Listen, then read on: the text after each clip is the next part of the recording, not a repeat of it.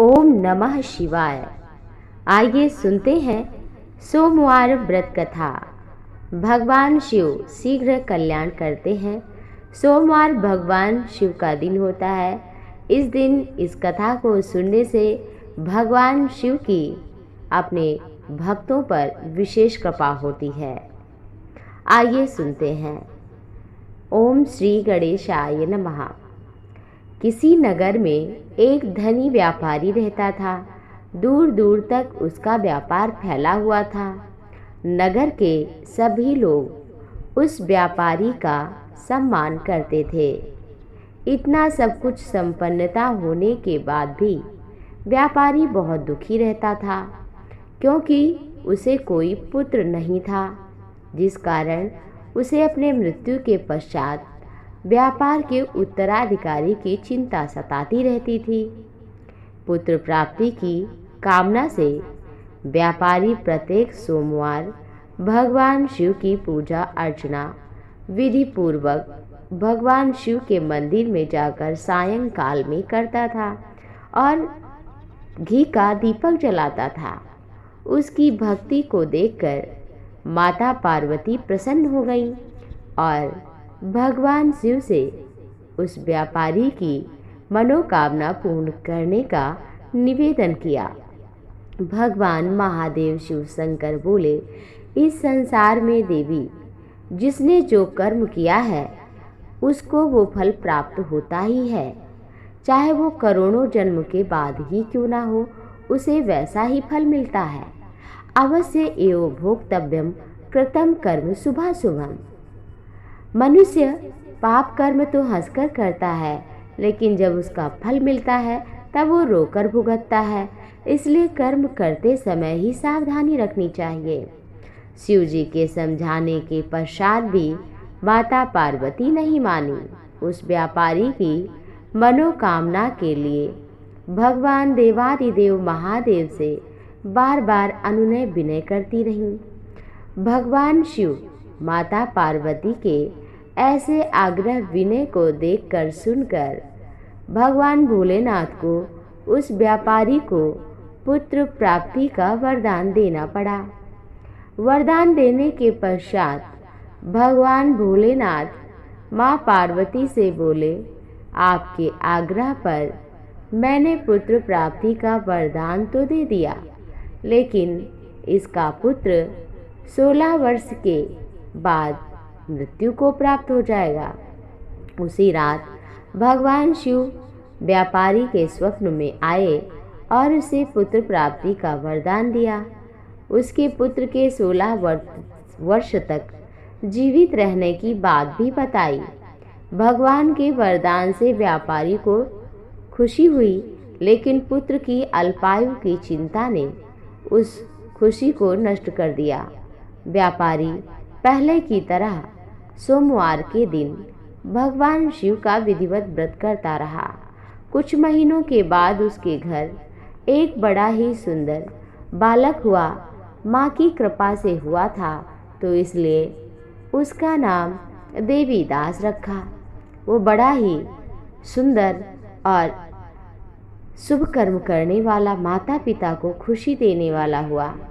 बहुत धूमधाम से पुत्र का जन्म का समारोह तो मनाया, परंतु व्यापारी के मन में पुत्र जन्म की ना खुशी थी ज़्यादा, क्योंकि उसके पुत्र की आयु 12 वर्ष ही जानता था। उसके मामा के साथ पढ़ने के लिए फिर जब बड़ा हुआ 12 वर्ष का हुआ, क्योंकि 16 वर्ष में तो मृत्यु हो जानी थी। 12 वर्ष का बालक जब हुआ तो उसके मामा को बुलवाया और साथ में पढ़ने के लिए वाराणसी काशी भेज दिया। मामा और भांजे जा रहे थे। रास्ते में जहाँ भी रुकते वहाँ पर यज्ञ करते, ब्राह्मणों को भोजन कराते।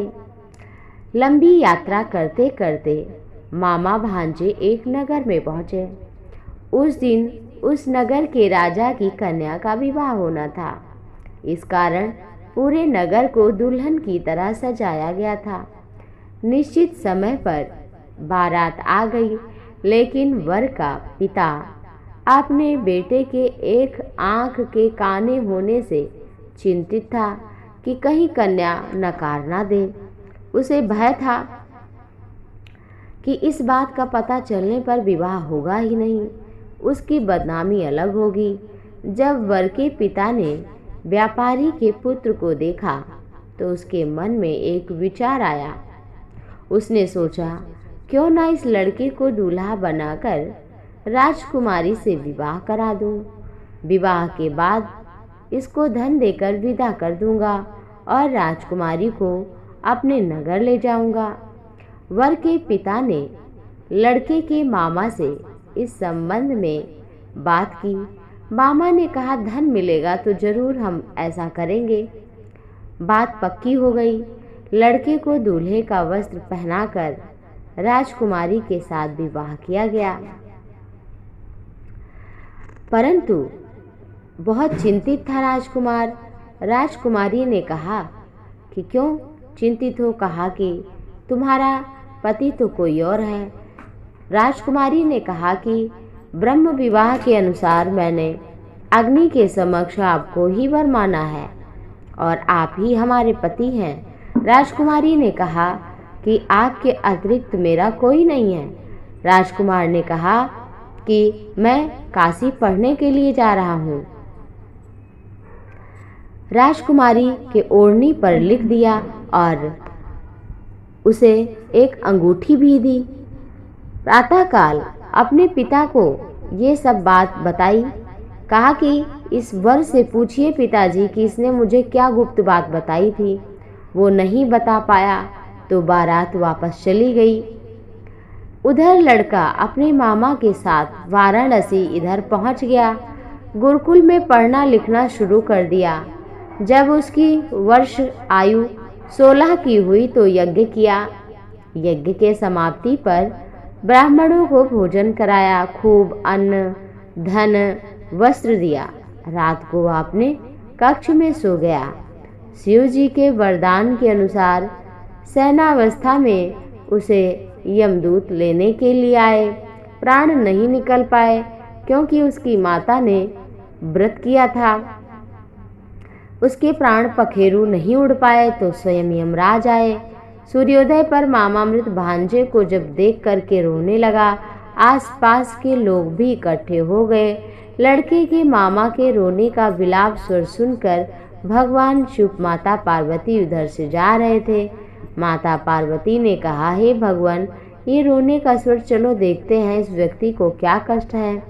भगवान शिव ने माता पार्वती के साथ अदृश्य रूप से जाकर समीप देखा तो भोलेनाथ माता पार्वती से बोले, ये तो वही व्यापारी का पुत्र है जिससे मैंने 16 वर्ष की आयु का वरदान दिया था। इसकी आयु पूरी हो चुकी है। माता पार्वती ने फिर भगवान शिव से निवेदन कर उस बालक को जीवन दान देने का आग्रह किया। माता पार्वती के आग्रह पर शिव ने उस लड़के को जीवित होने का वरदान दिया और कुछ ही पल में वह जीवित होकर बैठ गया।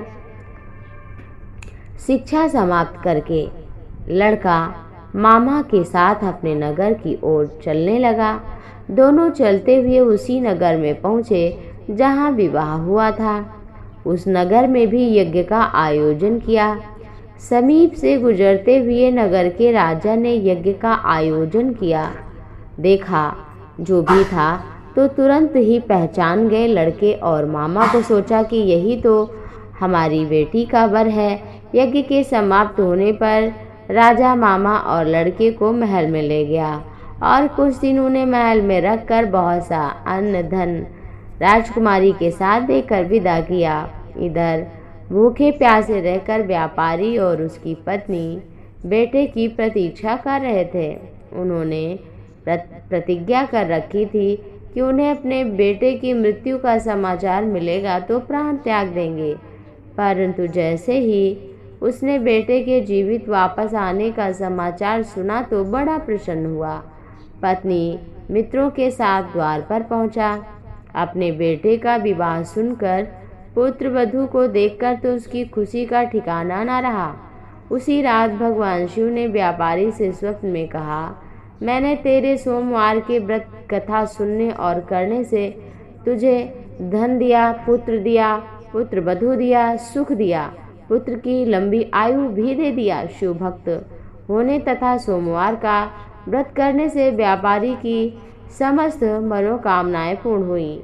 इसी प्रकार जो विधिवत भगवान शिव की पूजा आराधना करता है, उनका दूध, दही, घी, शहद और मीठा जल, गंगा जल इत्यादि से अभिषेक करता है, सफ़ेद फूल चढ़ाता है और सायंकाल में भी पूजा करता है, शमी का पत्र चढ़ाता है, धूप दीप नैवेद्य आरती वंदना प्रणाम करता है, भगवान शिव उसके जीवन में सभी प्रकार की कामनाओं को पूर्ति करते हैं और उसे धन धान्य पुत्र पौत्र से युक्त करते हैं। इस संसार में वो यशस्वी होता है, सुखी होता है और मृत्यु के पश्चात वो भगवान शिव के परम धाम शिवलोक को जाता है। इस तरह से ये सोमवार की व्रत कथा संपूर्ण हुई। ओम नमः शिवाय। हर हर महादेव।